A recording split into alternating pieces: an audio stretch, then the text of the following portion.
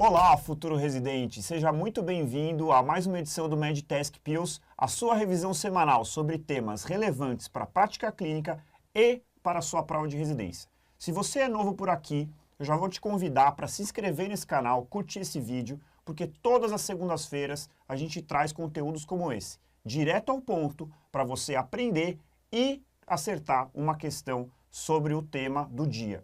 Hoje vamos falar sobre um tema que, sinceramente, Cadu, eu tenho dificuldade. Vamos falar sobre vertigem no pronto-socorro.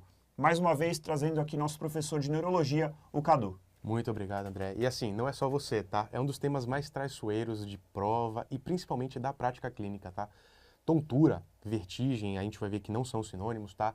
Mas é um tema bem traiçoeiro, mas que na nossa prova a gente consegue ter algumas diretrizes para sempre acertar a questão.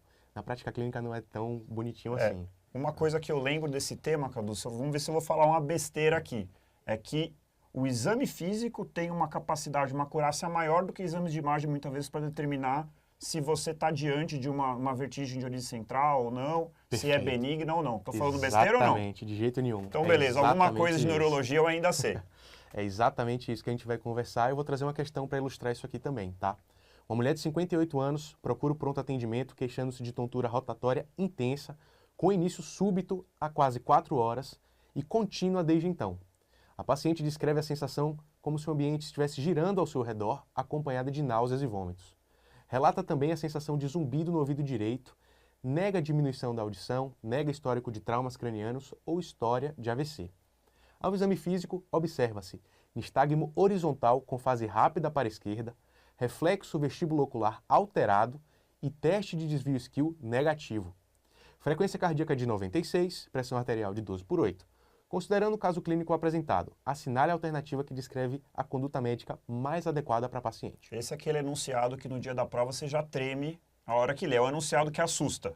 E vamos ver se a gente consegue simplificar isso daqui. E praticamente prevendo aí que você ia falar o que você falou no comecinho da aula, né? Justamente a diferenciação entre o quadro central e periférico que vai ser cobrado aqui.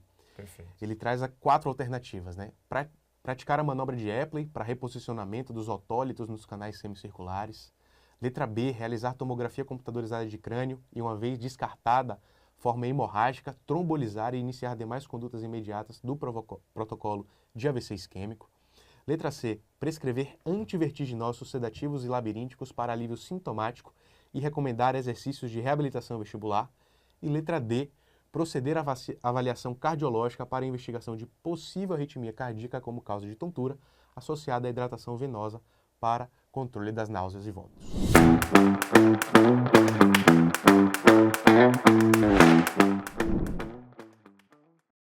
Vamos entender agora aqui quais são as principais causas de vertigem, como classificar, como diagnosticar e tratar VPPB e diferenciar neurite vestibular de AVC, que foi o seu comentário do começo. Bora. Por que isso é tão importante, gente? Porque vertigem representa praticamente aí 4, 5% de todas as consultas no pronto-socorro. E se a queixa for neurológica, né, são 20% das queixas. E justamente uma das queixas mais traiçoeiras que a gente tem. Perfeito. Porque, apesar de ter muitas causas que são consideradas benignas aí, a cada 4 pacientes, um deles pode ter uma causa potencialmente fatal de vertigem. Caramba, bastante coisa, hein? Pois é. 90% dos casos de AIT de circulação posterior, em um dos estudos que foram feitos, eles não foram diagnosticados numa primeira avaliação. Por isso é importante ter essa capacidade de discernir o que é periférico, o que é central, o que é benigno, o que não é. Boa. Como eu falei, gente, vertigem e tontura não são sinônimos. Tontura é uma queixa que pode representar várias coisas. Pode ser vertigem, que é essa sensação de movimento, tá? Quando o paciente não está em movimento de fato. A gente tem a pré-síncope, lipotímia, o paciente que tem quando uma hipotensão ortostática, com a hipoglicemia, aquela sensação de que vai desmaiar, de que vai para uma síncope. Ou mesmo, a gente pode ter o paciente que se queixa de tontura porque ele está instável, está desequilibrado por conta de um parkinsonismo, por conta de uma ataxia, por exemplo. E, eventualmente, aquele paciente que simplesmente não sabe referir bem, tem um mal-estar, a sensação de cabeça vazia, ele fala que ele está tonto. Então, apesar de ser interessante para meio que guiar a nossa anamnese, existia esse mito de que cada uma delas estava atribuída a uma causa específica. Vertigem é vestibular ou central. Desequilíbrio é neurológico. Interessante. Pré-síncope é cardiovascular. Aí você vê que é um tema difícil mesmo, né? Pois é. Uma coisa que a gente aprende, inclusive, na graduação, a gente vê que meio que cai por terra, porque o paciente, apesar de falar de uma forma, ele pode estar, na verdade, tendo uma interpretação diferente do sintoma dele e não representar exatamente como a gente aprende de fato. Então, Perfeito. de que forma a gente pode melhorar isso, né? Primeiro, entendendo que não tem exame que vai salvar a gente. Não é a ressonância magnética, não é a tomografia, não é o exame laboratorial que vai ajudar a gente no diagnóstico. Oh. É a gente saber os tipos diferentes de tontura e classificar temporalmente. Então, ao invés da gente perder tempo tentando entender se é vertigem, se é pré-síncope, se é instabilidade, desequilíbrio, a gente organiza por tempo. Tá? É um episódio único, prolongado, espontâneo? São episódios espontâneos, mas eles são recorrentes e não prolongados? É um quadro posicional recorrente? O paciente só tem tontura quando ele mexe a cabeça? Ou é um quadro muito crônico de meses associado a desequilíbrio? Cada caixinha dessa tem causas diferentes. E aí a gente vai entender que esse tanto de coisa aqui tem uma frequência diferente no pronto-socorro. Disparada a principal causa, gente, é VPPB, tá? É vertigem posicional recorrente. Em segundo lugar, a gente vai ter aí eventos cardiovasculares, cerebrovasculares e neurite vestibular, que é um episódio único prolongado. Então a gente já tem aí as duas coisas que mais vão cair em prova. Falando de VPPB, tá bom? Que é o tontura posicional recorrente, a gente tem que saber diagnosticar e tratar. Principal manobra diagnóstica, Dix-Hallpike. Você vira a cabeça do paciente para o lado que você quer testar o lado direito, vira a cabeça 45 graus para a direita e deita o paciente com a cabeça pendente 30 graus.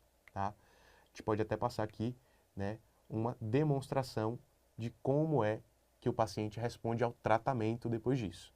Então, olha só, foi feita a manobra de Dix-Hallpike e a gente tem que observar esse nistagmo. É um nistagmo vertical e rotatório. Sempre bate para cima, tá? E tem que ser feito daquela forma enérgica que mostrou no vídeo ali. Exatamente. Não dá para ficar esperando. Você tem que orientar o paciente que ele vai ficar tonto, que ele tem que manter os olhos abertos e ver se ele faz esse nistagmo. Existe um períodozinho de latência. A gente espera uns segundos e vê o nistagmo acontecer. Tá. Depois de um tempo, a gente espera ali os 30 segundos, a gente vai ver esse nistagmo arrefecer e sumir. Perfeito. E aí a gente faz a manobra de Epley. Então, manobra de Epley é para tratar a VPPB de canal posterior.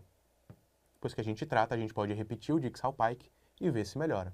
Se melhorou, é porque a gente tratou a VPPB do paciente. A gente tem até outras opções e tudo mais de manobras, mas essas aqui são as clássicas que mais caem em prova. Como é que funciona a manobra de Epley? Dessa forma aqui.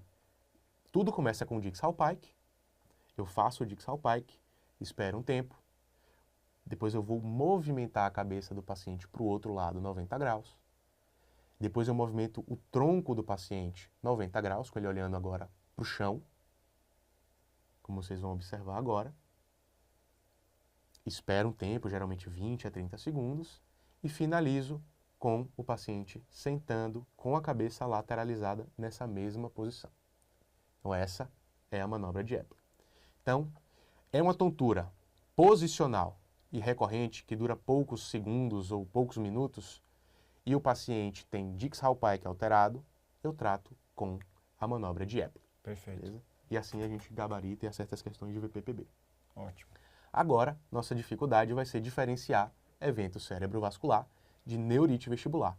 E aí o exame muda um pouquinho quando eu tenho um episódio de tontura prolongado. Então, não é mais tontura posicional recorrente. A questão vai trazer que é um episódio único e está prolongado desde que começou. Aí, o diferencial são essas duas doenças. Tem algum tempo, desculpa te interromper, Cadu, algum tempo, do que é prolongado? Não tem necessariamente um critério. O que Tá. eles trazem muito na questão é se o paciente já teve outros episódios de tontura antes e que ele dura ali no máximo minutos. Tá bom. Tá? Agora, quando ele fala que um paciente ficou tonto e está tonto até agora, você considera como prolongado na sua questão. Tá ótimo. Beleza? Pode até acontecer de ser uma causa recorrente, mas ele vai citar isso na sua questão para não te prejudicar. Perfeito. Beleza? E aí o exame muda. O exame aqui é o HINTS. HINTS é um acrônimo para Head Impulse, N de nistagmo e T, TS, né, de Test of Skill. O que é que a gente vai ver? O Head Impulse nada mais é do que a manobra do reflexo vestíbulo ocular. A gente pede para o paciente fixar o olhar e movimenta rapidamente a cabeça do paciente. AVC tem o VOR normal, tá? Como se fosse uma pegadinha aqui, né? VOR normal, eu penso no mais grave, AVC. VOR alterado, eu penso em neurite vestibular. Perfeito. É uma pegadinha mesmo. Né? Pois é. E aí o nistagmo é o seguinte. A gente tem um padrão clássico do nistagmo periférico da neurite vestibular. Ele é horizonto-rotatório. Ponto. Ele é sempre unidirecional. Ele é suprimível e em dias ele vai se adaptar. O paciente não vai ter qualquer outro déficit neurológico. Não cumpriu qualquer um desses que não está cumprindo, acabou. Ele não é periférico, ele não é vestibular. Você tem que pensar em AVC. Então, nistagmo multidirecional, nistagmo que muda de direção, nistagmo que não melhora depois de dias e que tem outro déficit neurológico acompanhando, aí é AVC até prova em contrário. Perfeito. Beleza? E por último, a gente tem o test of skill. Aí aqui, test of skill tem desvio skill, ele está alterado, isso aqui é AVC até prova em contrário. Fechou? Então tem essa pegadinha aí clássica que acontece para você não confundir. VOR alterado e test of skill normal é neurite vestibular. VOR normal e test of skill alterado é AVC. Perfeito. Outra coisa que a gente tem usado ultimamente, a gente tem chamado aí de HINTS Plus, é se tem a presença de incapacidade de ficar em pé, o paciente não consegue ficar em pé, ou se ele tem hipoacusia associada à tontura. Se ele tem qualquer um desses dois, isso também é sugestivo de AVC. A gente não pensa em neurite vestibular se tem esses dois sintomas. Pessoal, antes da gente continuar, eu quero convidar você para conhecer o curso extensivo R1. Um curso completo com o que há de melhor para a preparação para a residência médica. Além disso, eu quero convidar vocês a conhecer a nossa plataforma MedTask, uma plataforma tecnológica com inteligência artificial, com trilha de questões pré e pós-aula, além, é claro, de aulas direto ao ponto, com os professores que são professores nas principais instituições do nosso país. Além disso, a nossa plataforma conta com flashcards e um dashboard para você acompanhar e identificar aqueles seus pontos fracos e aqueles seus pontos fortes. Então, se você quer ter o que há de melhor na preparação para a residência médica e conquistar aquela tão sonhada vaga de residência médica, escaneie aqui o QR Code e aproveite. Beleza. Show. Vamos então para a questão, Cadu. Vamos agora. Já frisei aqui também o que a gente precisa para responder a questão. Olha só. Tontura rotatória intensa de início súbito a 4 horas e contínua desde então, acompanhada de náuseas e vômitos. Então, tontura, episódio único, espontâneo, súbito, prolongado. No exame físico, que é justamente o que o André falou, de que o exame neurológico é mais importante do que o exame complementar aqui, a gente tem o HINTS da seguinte forma. Head Impulse, que é o reflexo vestibulocular, alterado. Test of Skill, normal, negativo. E o nistagmo é horizontal, com fase rápida para a esquerda, né? Unidirecional, que ele está pontuando aí para a gente. Ou seja, um HINTS benigno. Um HINTS de neurite vestibular. Perfeito. Perfeito. Eu não preciso de exame de imagem a rigor. Tá? Eu não vou fazer manobra de Epley, porque eu não estou pensando em VPPB. E o quadro é clássico de doença vestibular. Eu não tenho que pensar em avaliação cardiológica. A resposta aqui é prescrever antivertiginoso sedativo labiríntico para alívio sintomático e recomendar exercícios de reabilitação vestibular. Esses antivertiginosos, pessoal, não devem passar de 1 semana de preferência, tá? 5 a 7 dias, e você suspende, porque senão você atrasa a recuperação do paciente. Muito bom, Cadu. Aprendi bastante aqui, hein? Acho que agora eu tenho um pouco menos de medo desse tema. E realmente, né, é uma coisa que é um pouco contraintuitiva. Principalmente, eu acho que antes dessa aula eu ia errar, porque eu ia ver ali reflexo vestibulocular alterado. Eu falo, não, se está alterado, a gente tem aqui alguma coisa mais grave. Mas não foi o caso. Muito bom. Gente, então quero convidar todos vocês, se gostaram dessa aula, comente aqui.